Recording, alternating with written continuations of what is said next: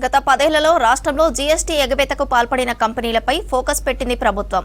ఏకంగా 2648 కోట్ల మేర అక్రమాలు జరిగాయని గుర్తించిన అధికారులు 60కి పైగా బడా కంపెనీలు ఉన్నట్లు గుర్తించారు. ఫోరెన్సిక్ ఆడిట్తో లెక్కలు తేలుస్తున్న హై లెవెల్ కమిటీ క్రిమినల్ చర్యలు తీసుకునే అవకాశం ఉంది.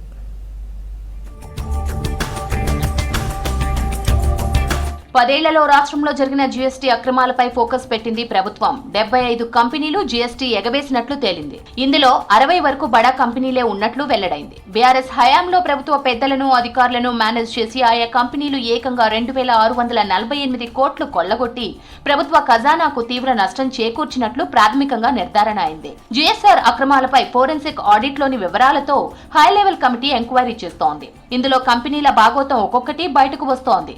కేవలం 30 కంపెనీలకు సంబంధించి తనిఖీలు, ఆడిట్లో 1757 కోట్ల జీఎస్టీ అక్రమాలు జరిగినట్లు తేలిందని అధికారులు చెప్పారు.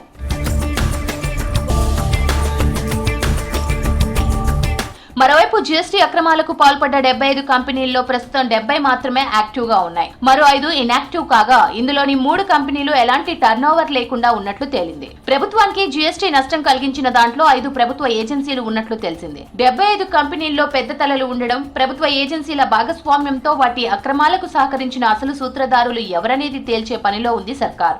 ఒక్కో కంపెనీ అక్రమాలపై ఎక్కడా భవిష్యత్తులో ఇబ్బందులు రాకుండా పక్కా ఆధారాలను హై లెవెల్ కమిటీ సేకరిస్తోంది. వాటి ఆధారంగా కింగ్ పిన్స్ లను గుర్తించి క్రిమినల్ చర్యలు తీసుకునే ఛాన్స్ ఉంది. అవసరమైతే ఆయా కంపెనీల నుంచి మొత్తం సొమ్మును రికవరీ చేయాలని సర్కార్ భావిస్తోంది.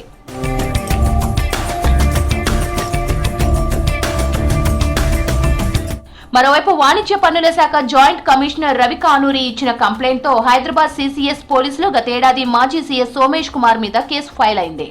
11 ప్రైవేట్ సంస్థలు సుమారు 400 కోట్లు ఎగవేసినట్లు కంప్లైంట్ లో తెలిపారు. స్పెషల్ ఇనిషియేటివ్స్ పేరిట ఏర్పాటైన వాట్సాప్ గ్రూప్ లో జరిగిన చార్ట్స్ పై ఫోరెన్సిక్ ఆడిట్ కు ప్రభుత్వం నుంచి లెటర్ వెళ్లింది. ఎవరెవరికి ఏ మేరకు లబ్ధి జరిగింది, ఇంకా ఏమైనా అక్రమాలు జరిగాయా అనే దానిపైన ఫోరెన్సిక్ ఆడిట్ లో వివరాలు వచ్చాయి.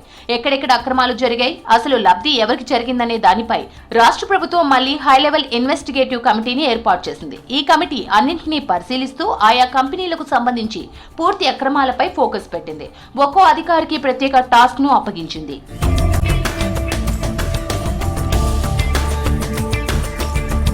ఈ క్రమంలోనే ఆధారాలు సేకరిస్తున్న అధికారులు ఊహించిన దానికంటే ఎక్కువగా జీఎస్టీ అక్రమాలు జరిగిన తీరు చూసి నివ్వెరపోతున్నారు.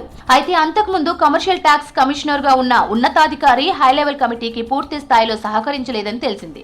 ఇటీవల రాష్ట్ర ప్రభుత్వానికి ప్రాథమిక నివేదికను అందించగా అనుమానం ఉండి అక్రమాలు జరిగినట్లు భావిస్తున్న అన్ని కంపెనీల జీఎస్టీ వ్యవహారాలపై పూర్తి స్థాయి ఆడిట్ చేయాలని సర్కార్ ఆదేశించింది. ఇందుకు ఆథరైజేషన్ ఇచ్చినట్లు తెలిసింది.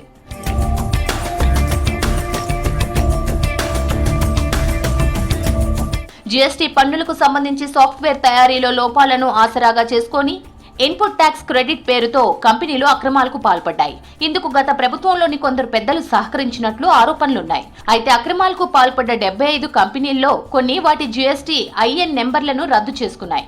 ఎక్కువగా కన్స్ట్రక్షన్ కంపెనీలు ఈ వ్యవహారంలో ఉన్నట్లు తెలుస్తోంది. లిస్ట్ లో ఫార్మా కంపెనీలతో పాటు హోటల్స్, షాపింగ్ మాల్స్ ఉన్నట్లు తేలింది. భారీ ఇరిగేషన్ ప్రాజెక్టులు నిర్మించే ఓ పెద్ద కంపెనీ సైతం అక్రమాలకు పాల్పడ్డట్లు అధికారులు చెబుతున్నారు.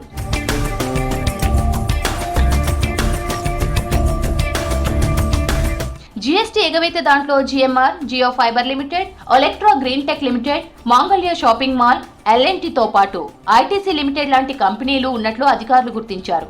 వీటితో పాటు మిగతా కంపెనీల భాగోతాన్ని కూడా పక్కా ఆధారాలతో రాబడుతున్నారు.